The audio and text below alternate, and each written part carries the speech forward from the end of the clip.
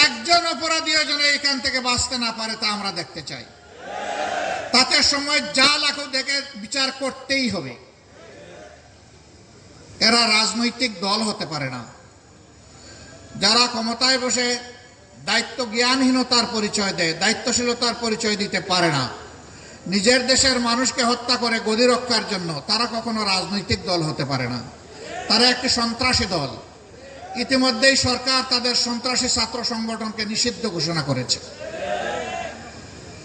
এদের হাতে কত মায়ের মুখ খালি হয়েছে, এক আবরার ফাহেদ নয়।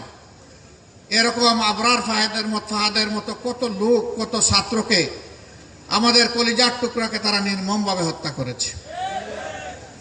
এরা প্রত্যেকটি শিক্ষা প্রতিষ্ঠানকে অস্ত্রাগারে পরিণত করেছিল, মদের বোতল আর অস্ত্র দিয়ে ভরে রেখেছিল, গণরুম তৈরি করে নির্যাতন চালাতো, নামাজি ছাত্রদেরকে নামাজে দেখলেই শিবির ত্যাগ দিয়ে তাদের উপর ঝাঁপিয়ে পড়ত। আবরার ফাহাদের দুটি দোষ ছিল। একটি ছিল সে আধিপত্যবাদের বিরুদ্ধে কথা বলেছিল, আরেকটি হলো সে নামাজ পড়ত।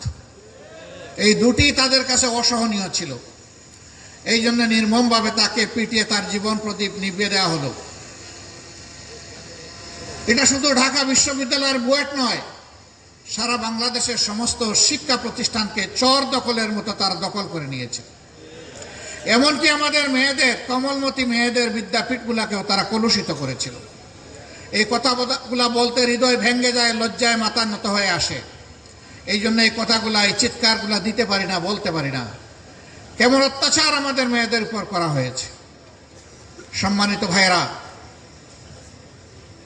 এরা তো এদেশেরই মানুষ ছিল, কেন তাদের এত ক্ষোভ এই দেশ এবং জাতির উপর, বিশেষ করে ছাত্র সমাজের উপর? কারণ সব দেশের সব সমাজে যুবক এবং ছাত্ররা সবসময় থাকে অন্যায়, দুঃশাসন এবং নির্যাতনের বিরুদ্ধে। এরা কখনো দুঃশাসন এবং দুর্নীতিকে মেনে নেয় না, আর তারা এই দুইটাই জাতিকে উপহার দিয়েছিল।